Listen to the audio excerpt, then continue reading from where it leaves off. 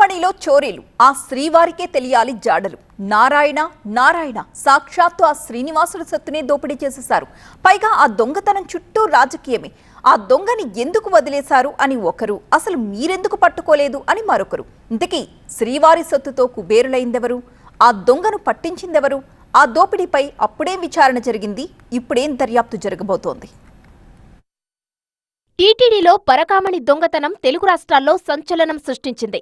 దొంగను పట్టుకున్నారు, చివరకు రికవరీ చేశారు. బట్ అంత పకడ్బందీ వ్యవస్థలో దొంగతనం ఎలా చేశాడు, చేసి ఎలా తప్పించుకున్నాడన్నదే ఇప్పుడు ప్రశ్న. ఇప్పుడు ఆ ప్రశ్నకు కూటమి సర్కార్ బదులు కావాలంటోంది. అయితే దొంగను మీరెందుకు పట్టుకోలేదంటూ వైసీపీ ప్రశ్నిస్తోంది. పరకామణిలో చోరీని బయటపెట్టి రవికుమార్ నుంచి రికవరీ చేశామన్నారు టీటీడీ మాజీ చైర్మన్ భూమాన కరుణాకర్ రెడ్డి. టీడీపీ పాలనలోనూ పరకామణి దోపిడీ జరిగిందన్నారు. ఈ కేసును సీబీఐతో దర్యాప్తు చేయించాలని డిమాండ్ చేశారు భూమాన కరుణాకర్ రెడ్డి. చంద్రబాబు గారి టైంలో 15 సంవత్సరాలలో ఎన్నిసార్లు అతను ఈ దొంగతనం చేసి ఉంటే అంత కూడబెట్టి ఉంటాడు మీరు కనిపెట్టారా? ఒక్కరోజైనా మీ ప్రభుత్వంలో ఆ దొంగను పట్టుకున్నదా? ఛాలెంజ్ విసురుతున్నా దీన్ని సిబిసిఐడి ద్వారా కాకుండా సిబిఐ చేత విచారణ చేయించండి. దొంగ దొరికితే లోక్ అదాలత్లో ఎలా కాంప్రమైజ్ చేస్తారని బీజేపీ ప్రశ్నిస్తోంది. దొంగతో వైసీపీ నేతలు సెటిల్మెంట్ చేసుకుని ఇప్పుడు డ్రామాలు ఆడుతున్నారని ఆరోపించారు భానుప్రకాష్. 40 కోట్లకు జరిగిందా, 400 కోట్లకు జరిగిందా? ఈ సెటిల్మెంట్ లేదని అడుగుతున్నా. సెటిల్మెంట్ చేసే హక్కు, అధికారం సాక్షాత్ ఈ రాష్ట్ర ముఖ్యమంత్రికి కూడా లేదు. వెంకటేశ్వర స్వామి దగ్గర ఖజానాన్ని, డబ్బుని కాంప్రమైజ్ చేసి వాటాలు చేసుకునే హక్కు ఎవరికీ లేదు. ఆయన రవికుమార్ గారి దొంగలిస్తే కొందరు గజ దొంగలు పంచుకున్నారట. మరో 2 రోజుల్లో సంచలన విషయాలు బయటకు వస్తాయన్నారు బీజేపీ నేత భానుప్రకాష్.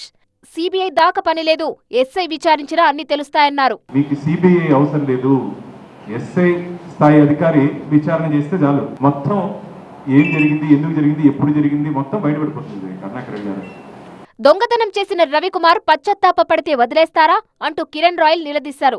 రవికుమార్ 100 కోట్లు కాదు 300 కోట్లు దొంగతనం చేశాడన్నారు. దోచిన డబ్బులో వైసీపీ నేతలకు వాటాలు అందాయన్నారు. దొంగ దొరికినప్పుడు శిక్ష పడాలి కదా, శిక్ష పడలేదు అతనికి. నువ్వు దొంగ దాచిపెట్టేసి మీరు వాటాలు వేసుకుని పంచుకునేసి లోకల్ కాంప్రమైజ్ కేసు అయిపోయిందంటే అదే 100 రూపాయలు 2 రూపాయలు 1000 లక్షలే కాదు కదా, 100 కోట్ల నుంచి సాక్షాత్తం మాజీ చైర్మన్ చెప్పాలి. ఇప్పుడు 100 కోట్లు ఆయన చెప్పాలంటే అది 100కి 3 ఉండొచ్చు, 300 కోట్లు. భక్తుల మనోభావాలకు సంబంధించిన శ్రీవారి అంశాన్ని రాజకీయం చేయొద్దనే వాదనలు కూడా వినిపిస్తున్నాయి.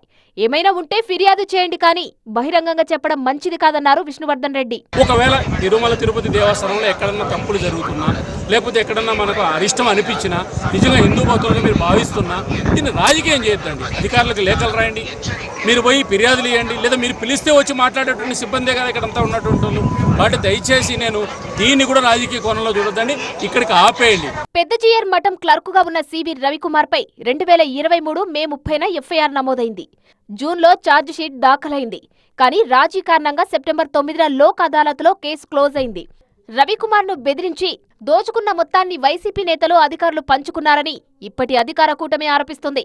ఈ వ్యవహారంలో ఇంకెన్ని లీలలు బయటకు వస్తాయో చూడాలి మరి.